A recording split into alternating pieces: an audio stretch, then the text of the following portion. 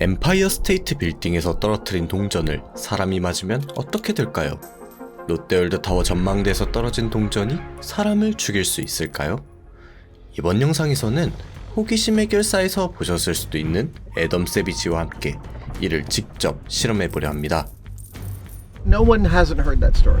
When you talk about it, people are like, oh yeah, the penny from the Empire State Building. And when we went to the Empire State Building, every ledge below the observation deck is filled with change.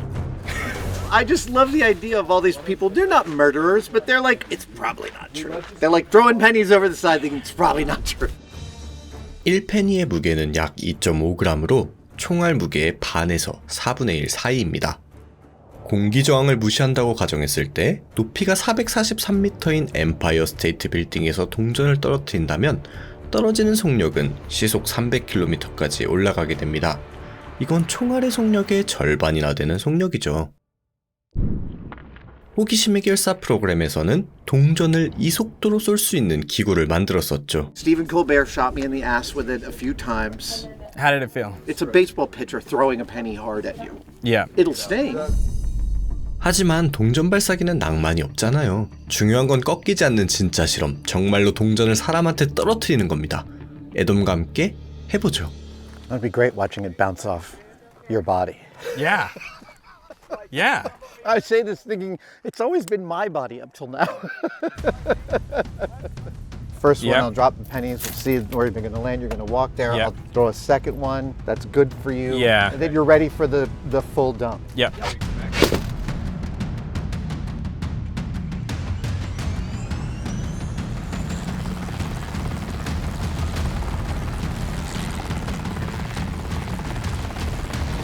I'm going underneath a helicopter where Adam Savage is going to drop a whole bunch of pennies on me. What are we even doing? 모든 실험은 동의하에 이루어졌습니다. 당연히 다치지 않을 것이라 생각했지만 막상 헬리콥터 아래로 걸어 들어가니 이런 생각이 들었다고 하더군요. 실제로 실험해본 사람은 아무도 없잖아. 심지어 빌딩에서 던져진 동전과 달리 헬리콥터는 엄청난 하강 기류를 만들고 있었습니다.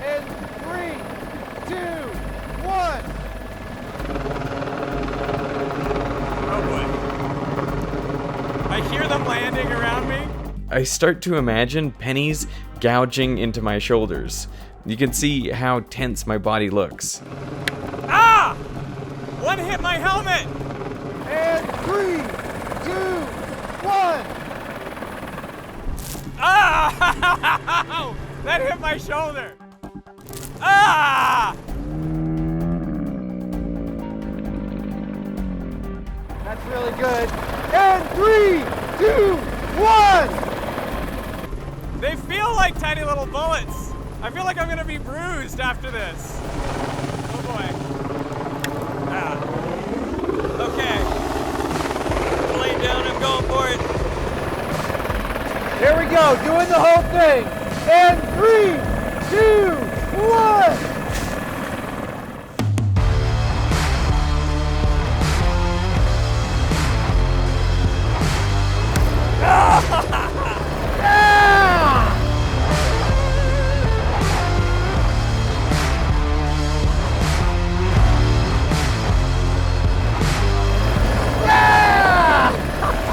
Unbelievable!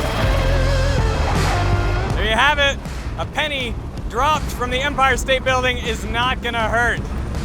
I mean, it hurts a little, but not a lot. You'll be all right. That was great. I saw little dust clouds all around you. Amazing. Tell me what it was like down here.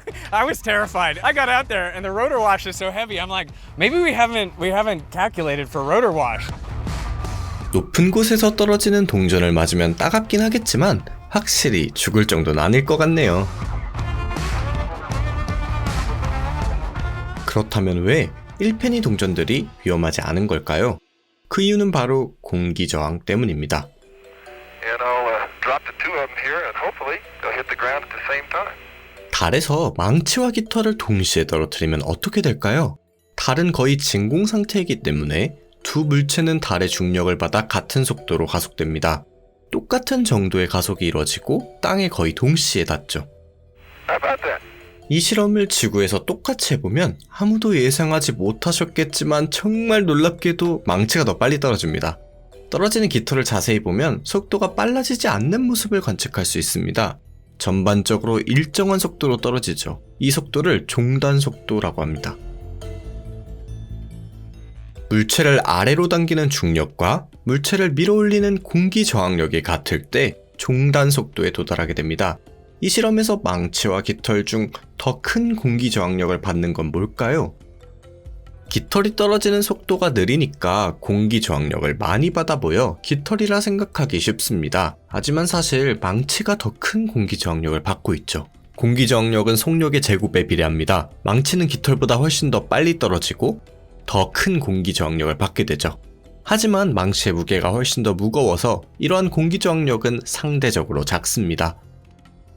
따라서 망치에 떨어지는 속도는 계속해서 증가하는 반면 깃털은 일찍 종단 속도에 도달해 속도를 유지하게 되죠. 이 모든 건 결국 공기 저항에 대한 무게의 비율로 귀결됩니다. 모든 물체는 고유의 종단 속도, 정지된 공기에서 자유낙하할 때 도달하는 최대 속도를 가지고 있습니다. 이걸 직접 보러 실내 스카이다이빙장을 가보죠.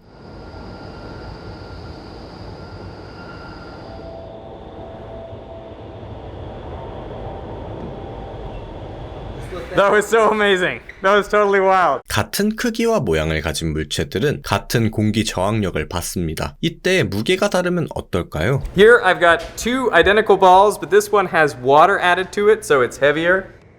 무게가 무거우면 가벼운 물체가 떠있는 풍속에선 뜨지 못하겠죠. 이와 달리 사람과 고무공은 크기도 모양도 다릅니다. 물론 무게도 매우 다르죠. 그리고 각 물체가 받는 공기 저항의 크기 역시 다릅니다. 하지만 공기 저항에 대한 무게의 비율은 사람과 고무공 모두 동일합니다. 이는 사람과 고무공이 동일한 종단 속도를 가진다는 것이고 두 물체 모두 터널에서 함께 떠 있게 되는 겁니다. 만약 스카이다이버와 고무공이 성층권에서 떨어지고 있다면 두 물체는 같이 떨어질 것입니다. 하지만 종단 속도는 훨씬 빨라지겠죠. 2012년 펠릭스 바움가르트너는 해발 39km 높이의 기상 관측기구에서 뛰어내렸습니다. 자유낙하한 지 40초 만에 그는 시속 1300km가 넘는 종단 속도에 도달하게 됩니다. 이는 음속보다 25%나 빠른 속도로 이때 기록은 펠릭스를 사상 최초의 음속을 돌파한 사람으로 만들어줬죠. 이게 가능했던 이유는 해당 고도에서 공기가 부족했기 때문입니다. 공기 저항은 통과하는 공기의 밀도에 정비돼야죠. 그리고 해당 고도에서는 공기의 밀도가 해수면보다 60배 낮은 상태이죠. 지표면에 가까워지면 대기의 공기 밀도가 높아지고 이에 따라 종단 속도가 감소하게 됩니다. 해발 2.5km 지점에서 시속 200km까지 속도가 떨어졌고 낙하산을 펼쳐 안전히 착륙했죠. 비도 몇 킬로미터씩 떨어지지만 대륙권의 두꺼운 공기층을 통과해 떨어집니다. 윈드터널에서 본 멋진 것 중 하나가 바로 물이 떠 있는 것을 보는 것이었습니다. 물을 허공에 부으면 지름이 약 0.4에서 5mm 정도인 빗방울과 같은 크기의 물방울들이 순식간에 퍼져나갑니다. 이 광경을 보고 있자니 빗방울과 함께 떨어지는 게 어떤 느낌인지 알 것 같네요.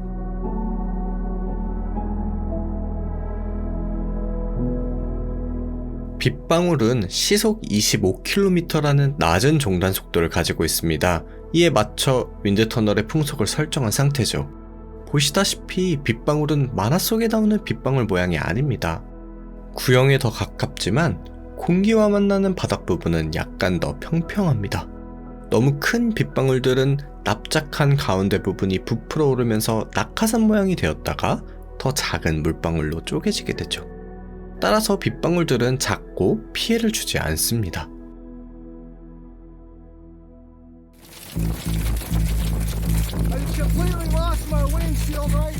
하지만 우박은 다르죠. 매년 전 세계적으로 우박에 의한 사망자가 수십 명씩 생기곤 합니다. 우박의 경우 시속 200km 이상의 종단 속도에 도달할 수 있습니다. 빗방울의 종단 속도의 약 10배나 되는 어마무시한 속도죠. 왜 그럴까요? 생각해보면 얼음은 액체 상태의 물보다 밀도가 더 낮은데 말이죠. 바로 우박이 빗방울보다 훨씬 더 커질 수 있기 때문입니다. 우박은 지름이 최대 20cm의 큰 우박도 발견된 적이 있죠. 공기 저항력은 단면적에 비례하기 때문에 반지름의 제곱으로 커지는 반면 무게는 반지름의 세제곱으로 커지게 됩니다. 따라서 우박이 커질수록 무게가 더 많이 늘어 종단 속도가 더 빨라지게 되는 거죠. 질량도 더 커지기 때문에 더 많은 운동 에너지를 가지게 되고 부딪혔을 때의 충격은 꽤나 강할 겁니다. 1페니 동전은 약 15m 정도 낙하한 후 종단 속도에 도달합니다. 이 장면에서 같은 시간 동안 동전이 떨어진 거리는 위나 아래가 같다는 걸 확인할 수 있습니다. 이미 종단 속도에 도달했기 때문에 속도가 더 나지 않는 것이죠. 따라서 페니 동전들이 15m, 300m 또는 3000m 위에서 떨어지더라도 결국 같은 속도로 떨어져서 결과는 똑같을 겁니다. 사실 헬리콥터는 엠파이어 스테이트 빌딩 높이까지 올라가지 않았습니다. 만약 그랬다면 동전의 속도는 그대로인데 조준이 훨씬 더 어려웠을 거라서요. By the end, I'm throwing to account for this secondary air current that's moving between you and the helicopter. And so the pennies are making this like 12-foot arc all the way over and then coming back. 동전을 떨어뜨릴 때 조준이 어려운 이유 중 하나는 동전이 흔들리면서 떨어지기 때문입니다. 다른 말로는 사실 동전의 종단 속도는 하나가 아닙니다. A penny actually has two terminal velocities and it oscillates between them. So it's got one on its face and one on its edge. I've got a wind tunnel that can show you exactly how that works. It's really beautiful. Oh, I gotta see that. Yeah, it's really neat. Throw to that. 애덤은 이 실험을 위한 맞춤형 윈드 터널을 만들었습니다. 이걸 보기 위해 샌프란시스코에 있는 작업실에 찾아갔죠. This is literally like my Mythbusters origin story, this device. I'm so delighted to fire this up again. It's like looking at a piece of history. How old is this? 19 years old now. It's old enough to drive and vote, but not during.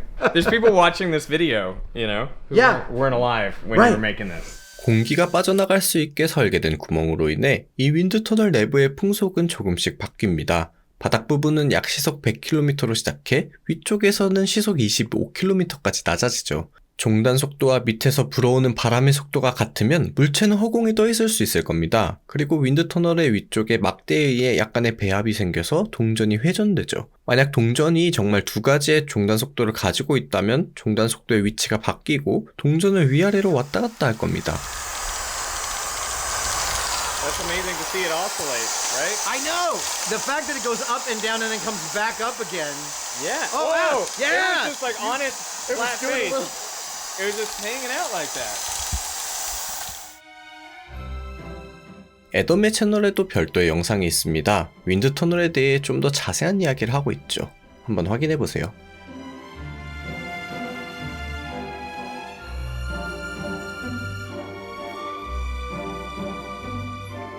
When in 2003 I dropped the penny in the top and it went up and down, like I'm still, every single time I tell that story I get goosebumps because I remember that feeling of like, oh, wow!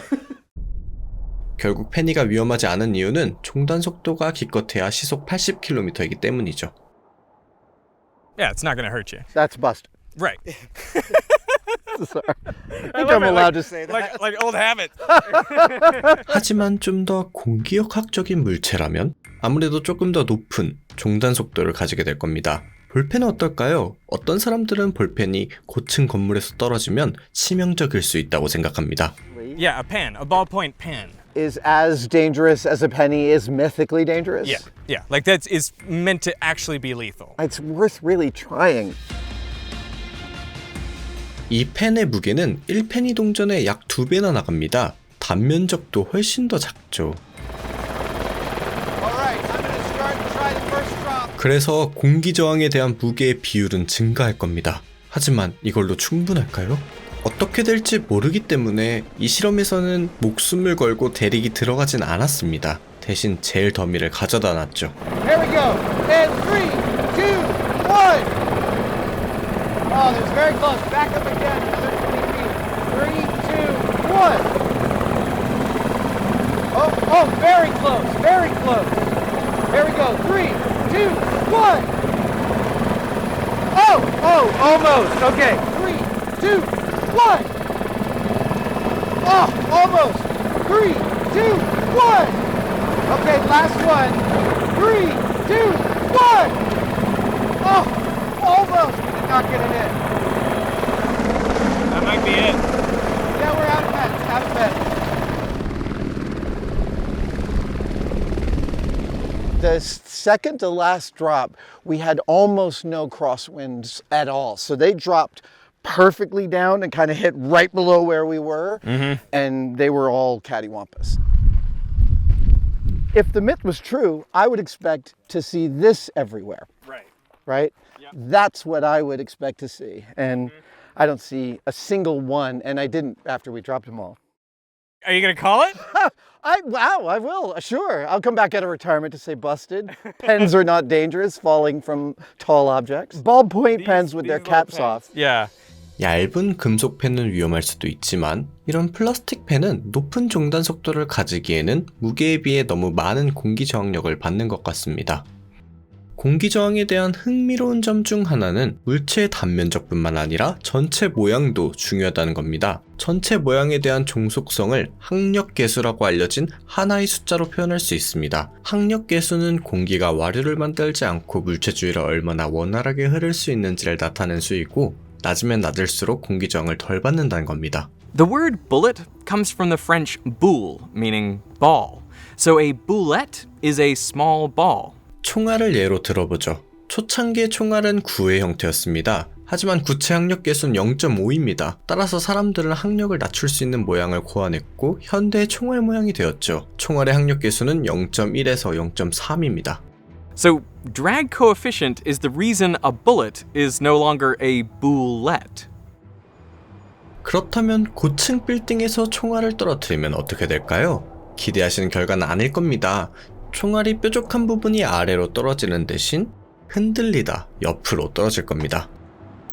The thing is that cylinders tend to fall on their sides if given enough chance. Really? But the object falls in relation to the highest resistance. It ends up finding the highest resistance as the most stable. Why doesn't it fall on lowest resistance? I know. That seems intuitive. Bullets, if you let them, they'll fall and make bullet-shaped holes On in their them. side. 총을 하늘을 향해 수직으로 쏘면 어떻게 될까요? 운동 에너지가 중력 에너지로 바뀌면서 속도가 점점 느려지고 최고 3km까지 높이 올라간 지점에서 멈췄다가 다시 아래로 떨어질 겁니다. 그 순간부터는 매우 높은 빌딩에서 총알을 떨어뜨리는 것과 다를 게 없죠. 떨어지기 시작하면서 총알은 흔들리고 올라갈 때마다 훨씬 더 많은 공기 저항을 받게 되고 높이 올라갔을 때만큼의 에너지가 다 운동 에너지가 되지 못해서 땅이 떨어질 때쯤 발사된 속도보다 훨씬 느려질 겁니다. 하지만 총알이 완전히 수직으로 발사되지 않는다면 위험합니다. 궤적의 최고점에서 수직 성분의 속도만 0이 되고 수평 성분의 속도는 유지되고 있기 때문에 총신 내부의 홈에 의해 총알에 전달되는 회전과 결합하게 되면 뾰족한 부분이 계속 앞쪽을 향하게 되죠. 따라서 총알이 땅에 돌아올 때의 속도가 발사 속도에 가까울 정도로 빠를 수도 있습니다. 실제로 전 세계에서 수백 명의 사람들이 축포에 맞고 사망하는 경우가 종종 생기죠. Now this is accidental, but the concept of dropping deadly projectiles on enemies is almost as old as aircraft.